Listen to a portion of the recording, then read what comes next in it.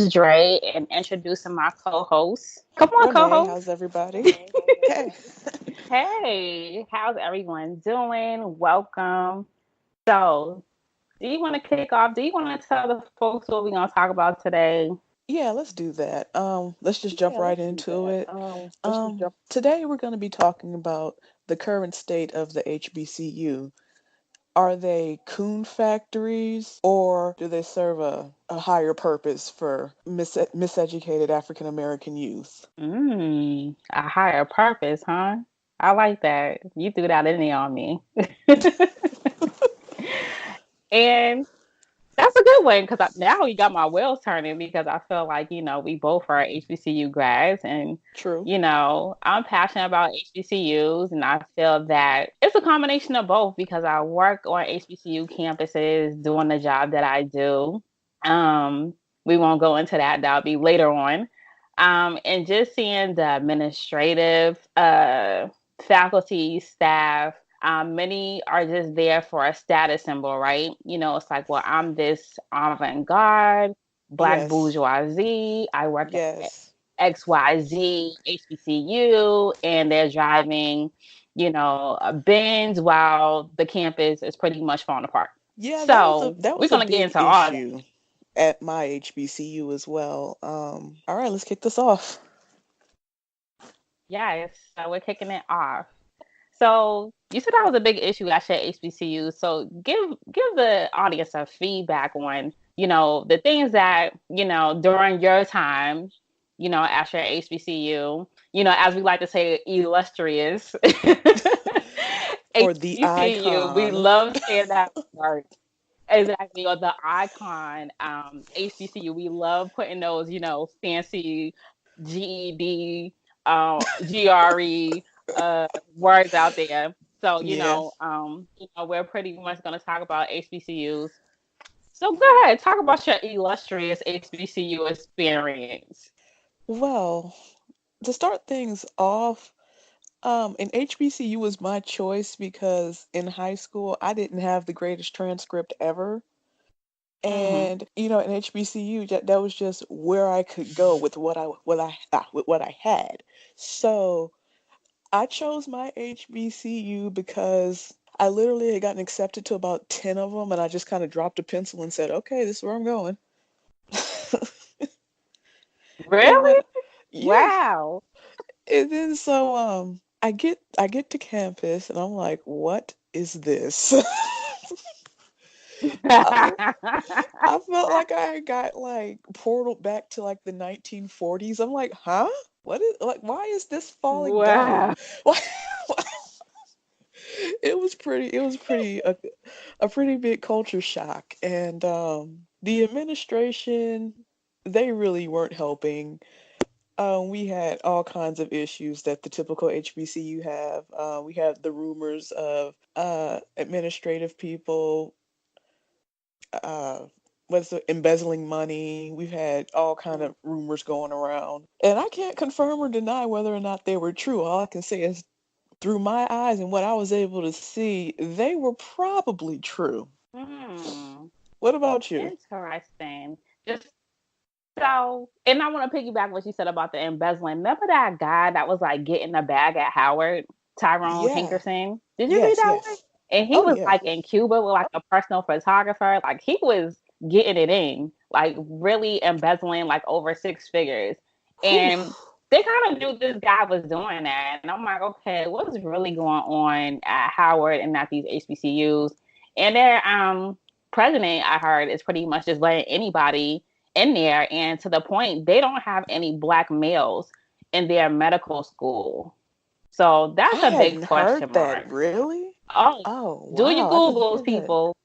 Do your Googles. Yes, make sure they're letting everybody name mama except for the black men in their medical school, and that's a big issue. So make sure y'all do y'all Googles on that. So going to my experience, oh my gosh, I always wanted to go to HBCU. Me being from New England, very white, liberal, quote unquote area. I knew that I had to get out of New England. So it was like a get out like segment of my life. Like I had to get out. So pretty much, my parents being where they're from, every, twice a year, we took road trips to the South. And I passed by this particular school and I was like, man, that school looks kind of dope. You know, illustrious because, of who the founder is and all the historic, content that happened. And I was like, man, I want to go to that school. So end up applying. And I told all my friends, like, I'm going to this particular school. They're like, yeah, right, blah, blah, blah. I applied to a few HBCUs, got into all of them. But this one I particularly got in and I was like, okay, I'm going. So being first generation, college student, you just don't know about the things you have to navigate, especially at an HBCU, right? Because you got Yeah. to stand in lines, you got catching attitudes from the administrators. You're like, oh my God, who's my roommate? That's a culture shock. Folks talking to you, hey, how you doing? You looking like what? It's a fashion show every day. You go in the yard, homecoming. Yeah, But some what I things was never just so blown change. away with some things never change. And I remember having a friend and she would get up at 5 o'clock in the morning and put up what they call it, beat her face. Like she would beat her face and like get her outfits ready. And I was like, oh my God, like at 5 o'clock in the morning, I'm just rolling over good. So, Right. I had a great experience, but like you mentioned, it's all about what's up with the buildings, what's up with the facilities. I had amazing professors. I had amazing like history professors that was pretty much walking historians. But it was just, why are we like a century behind other schools? That was always my issue. And why do some of these black folk got attitudes, which still goes on to 2019? And mind you, I was my freshman year. I'm gonna date myself. Yes, fall 2001. That's when I started my freshman year. Yes, I dated myself. I don't care. So that still goes on now as I, go visit and frequent HBCUs. And when I mention my particular HBCU, it's like, oh, people think that they put you on this pedestal. I don't want to be put on this pedestal because of the name, the historic, content in the school. And people are like, oh, okay. And it's like, no, I'm not black bourgeoisie. So that was my Yeah. experience attending an HBCU. I felt like they turned a lot of coons because I do know a lot of coons that I know personally, in my graduating class, people I came in with, and I'm like, especially when you go to homecoming, it just really makes my skin crawl off because I'm like, come on now, we all went through the struggle together. Exactly, exactly. And the thing is, certain departments at HBCUs, they're just churning out coon certificates because they're not teaching you how to be a black individual, more or less, as they're just, this is how you go work with white people.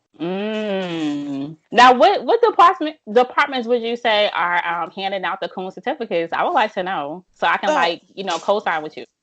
Business. Number Yeah. one is going to always be business. After that, I would say it depends on where you go, but I would put political science up there too. Mm. Political science. Interesting. Okay. And Why I would would you say say political science? I say political science. I just say it depends on where you go because Okay. some professors are going to give you the absolute truth about everything, and then other ones they're just going to sugarcoat it as Dr. Amos Wilson called it feel good history. The we are the world history. Yeah, Okay. just feel good, something Okay. that makes you feel good. Mm. Okay. So give me another department. And the third one, I would say the sciences because you're usually going to be going off to some Mm. big white conglomerate to work for after that, so they're just trying to push you through. I would have to agree with you, and I'm gonna have to add an honorable mention. I would have to say engineering department. I notice a lot of engineers that I know personally, black engineers, they're like, yes, I have arrived, honey. I have rented this Bentley for homecoming. I'm making six figures at Boeing or Lockheed Martin, and you cannot tell me hmm nothing. Yeah, So I have to agree that's a with you on thing. that. That's a Yes, real that's big a thing. thing. The after graduation uh coon fest, that's a big thing because a lot of people switch up after So, graduation. oh. A lot of switch up, yes. After graduation, also don't forget if you also pledge too. A lot of people switch up. If they get the letters, then they come back after graduation. They act like they don't know who you are, and you're like, okay, that's interesting. So I treat people accordingly. You act like you don't know who I am. I'm gonna walk right past you too, because, like I said, we always in the struggle together in the dilapidated dorms, Yeah. facilities. And these same people don't donate. They don't donate anything back neither. If you ever notice, when you ask them about like, hey, do you donate to like any black institutions? They look at you like, what? But they will donate to their, let's say, graduate school that have like $1 billion endowment. Yeah. So That's a real the big Coon thing too. certificate, wow, Like the fact that yes, HBCU graduates are the least likely to donate back to the university, that's something that needs to be addressed. I understand that that definitely needs to be addressed. not everyone is going to have the kumbaya experience at the HBCU. A lot of black people on HBCU campuses can't stand each other. But that goes back to Hmm. the fact that we can't stand each other just being around each other, period. So when you have us all Correct. together, you have this powder keg that can go off at any minute. So once you're able to leave, once you get your stuff done and you're able to go, it's like your attitude and your allegiance to that place is gone as well. Definitely. Because I know a lot of people, they said they will never return back to our particular alma mater because, like you mentioned, they just had a terrible experience. And then also, too, this is a segue. It's like school days. How many of you all watch school days, right? So you Me, have the light skin, dark skin, then you have the pan Africanist, you have the boule, you have the sports team, you have the fashion, what they call it, troop, whatever the case is.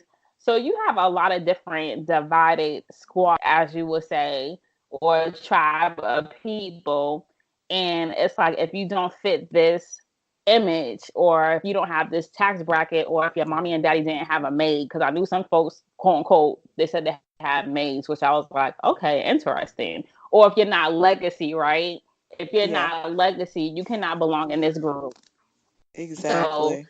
as you mentioned, a lot of people, they feel they're the outcast, and they're like, you know what, I'm not going to support, my alma mater because of just a bad experience. Because I think people have this idea in their mind, like, oh, everybody at HBCUs, like everyone's like you said, kumbaya moment, we're holding hands, we're like, yay. But that's just a symbol of what you see. There's so many layers of dysfunction to that that people don't want to talk about, and that's why we're here to like address and to assess and like say, hey, this is what's going on, real deal Holyfield. Exactly. And let's really talk about this whole your standard HBCU versus your Black Ivy school. For those people who don't know, there is a big difference between an HBCU and a Black Ivy. Your Black Ivy would be something of the Howard, the Morehouse, the Spelman. Isn't Clark Atlanta one? Mm-hmm. Clark Atlanta, Fisk, Tuskegee, Yeah. Hampton. Yeah, and then you Mm-hmm. have I the think your regular HBCUs, which would be the Grambling, the Southern, uh Texas Alabama A and A&M, M. yeah, Alabama Mm-hmm. A&M, Alabama State, I Alabama want to say. State. Yeah. Mm-hmm. And they were Right. founded on completely different principles. You have the Black Ivy schools that were that were schools for mulatto offspring of slave owners. So Mm-hmm. they were going to be the people that were bred to step on monoracial black society because they were supposed to go to school and learn how to go back down to the South and become an overseer on the plantation. And that's where that Mm-hmm. whole boule society came from. That whole paper bag brown test came from. That came from just Mm-hmm. having to have white blood in you to make you a legitimate person in your mind without being without realizing that white people are using you against your own people, where you have the HBCU, the A&M colleges were for monoracial black people to learn how to be employees. That's why a lot of them have like A&M on the end of them, because they were Mm, for agriculture and mechanics. They were teaching, sending them to school to learn how to be farmers or work on the cars around the plantation. right. Better preach that word. Go ahead. And a lot of people don't want to admit Yep. that. A lot of people don't want to admit how that goes on and how there's a big division between the two schools. Definitely. It's a big division. And also, too, as you broke it down, and that's just between what private institutions and public institutions. Like I was telling you before, an older gentleman had said to me, he said, well, if you is like a few decades before, you wouldn't be able to go to our alma mater. And I was like, excuse me? He's like, oh, because you kind of just didn't pass the paper bag test. You just like a shade or two, darker. And I had to look at him, and I had to look at the older pictures, and I had to look at the founder of the school and say, you know what, you're correct. And just noticing some of the alum who, came back for homecoming or who actually taught at my alma mater, just looked at them and I said, oh, they're the prototypical, as my mother called it, wash and wear hair, passing for white. And their parents had more of the status, so they had the mixed blood, the mulatto, as you will call it. And you had the other folks who were more of the dark implementation, more African features. They're going to, as you mentioned, the A&M schools, the state schools like Alabama State, A&M, other schools like that. And like you said, people don't want to have that conversation, but colorism still goes on. Look at the band, look at the dance girls, look at certain things on the campuses, and you're like, oh wow, colorism still goes on even in 2019. And that's why you see a lot of different support groups on campuses going on as far as with self-esteem, self-love, self-care, because a lot of darker hued people, I'm not just going to just say women, but men too are also getting bullied just based off of their features or based off of how they sound, the dialect, or based off of their parents don't have, the legacy status or the money status or the elitism. Hence why that book, Black Bourgeoisie, was wrote to discuss, like, hey, we send, these particular people to HBCUs to build the middle class, and which people don't discuss, or the upper middle class, and that's why they act brand new when they come back, when they quote unquote felt they had arrived. So yeah, that's some deep stuff, right? We still here? Hello. All right, Ella. Yep. Okay. Yeah, but another thing that people don't want to discuss at the HBCU is the real how I want to put this. They don't want to discuss the deviancy that goes on at HBCUs. Mm, do tell. When I say Mm, deviancy, I mean it's like there's a bunch of really uh middle-aged or younger professors that prey on students. mm-hmm. And I'm not saying that that's particular to HBCUs, because you can look at all kinds of white history and see imbalance of power relationships between teachers and students. But um, Definitely. but at the HBCU, sometimes the teachers make it seem like you got to play ball if you want to pass. Hmm. I knew That's people true. that had a certain advisor, and he wouldn't advise you correctly if you didn't at least flirt with them.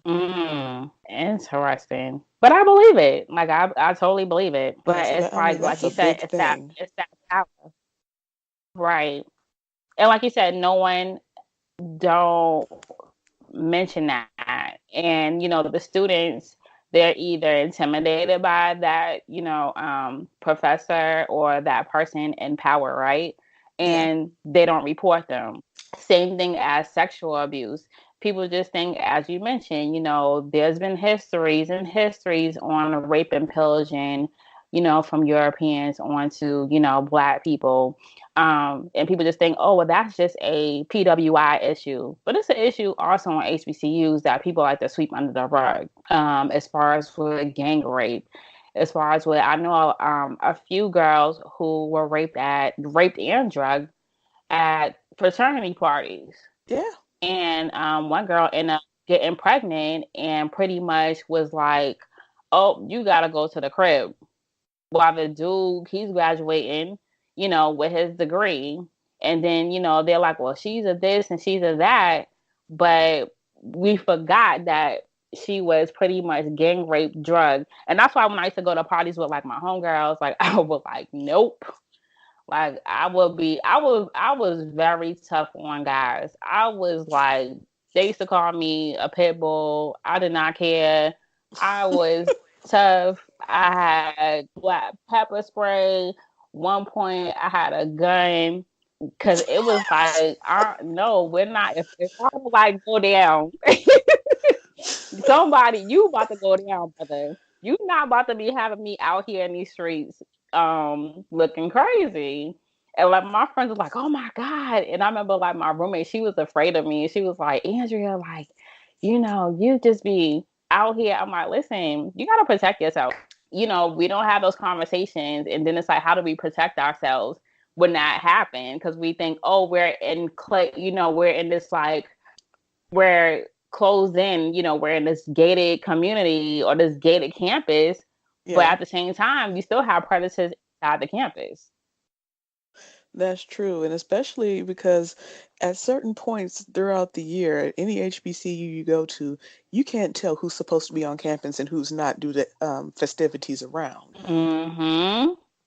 And that's really prevalent Correct. And during homecoming week. A lot of bad yes, stuff goes down during homecoming week. a lot of bad stuff goes down. Homecoming week, I remember I had this particular dorm director. She it's funny now, but I was like, she was crazy. So we had like this dorm meeting and she was talking about like the festivities, homecoming. And she's like, these dudes will walk the dog on you.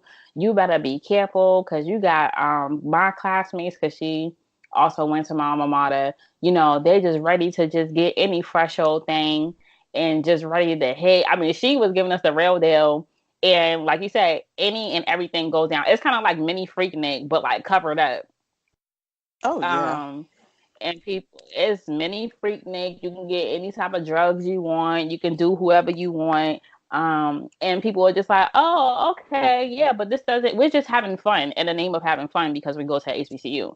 But yeah, we need to have those conversations. And I think as time gets, progressing, it's like things are getting worse. And I just think that a lot of people are afraid to like have this reputation of, the party HBCU or this HBCU that, you know, harms people holistically.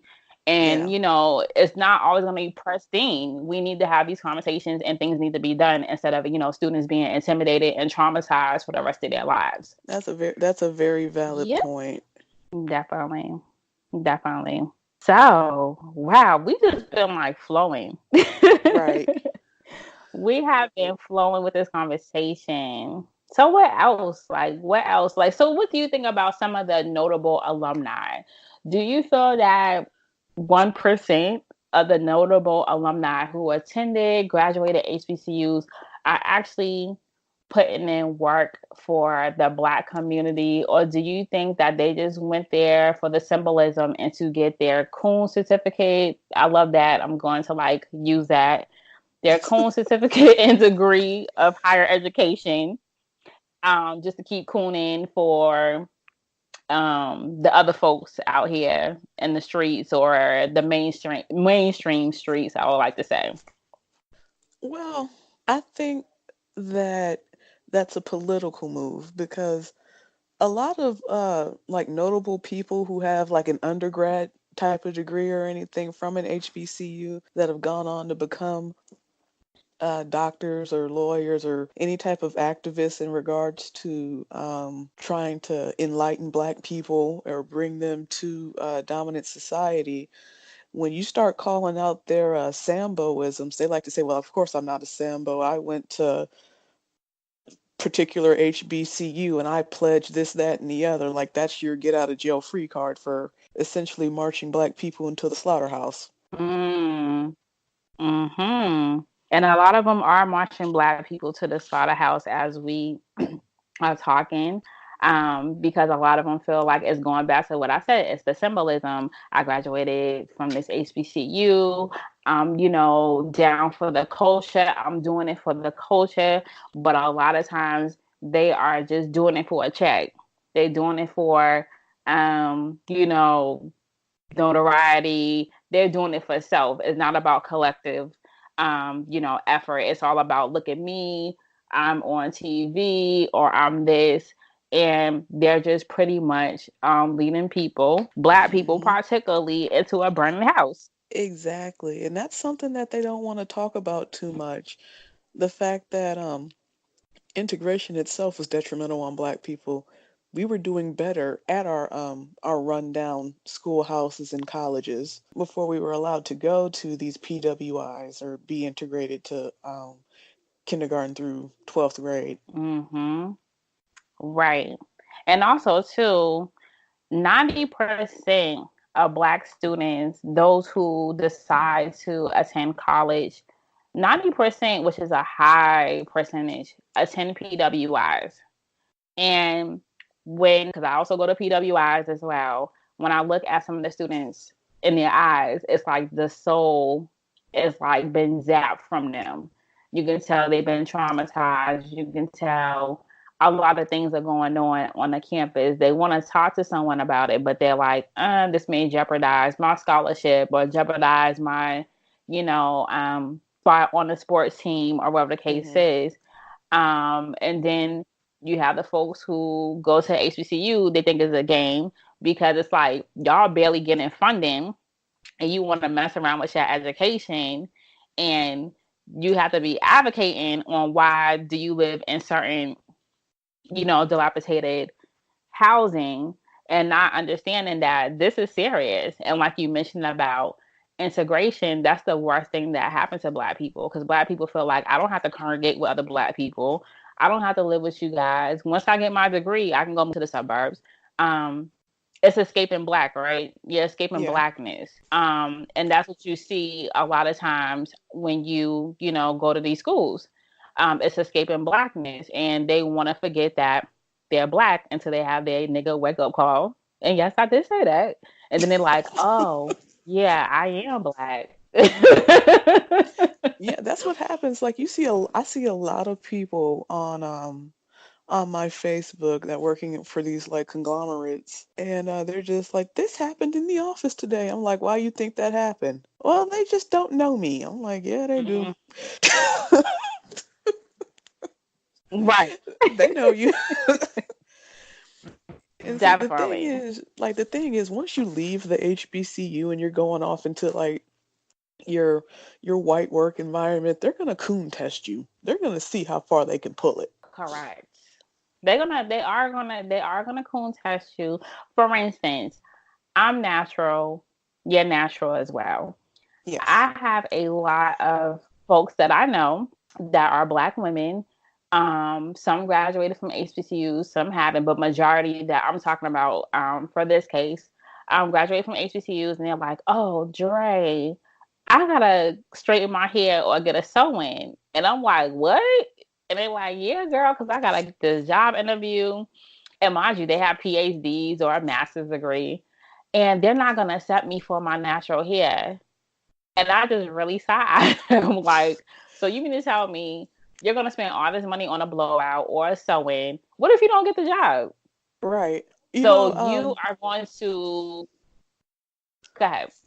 no, say that just reminded me of that Paul Mooney quote, like when your hair is relaxed, white people are relaxed. Mm-hmm. Because Yep. they've made black hair a political statement. They've made it something to be feared of that only the militant would wear. Only the military will wear, and this is something that grows out of our scalp.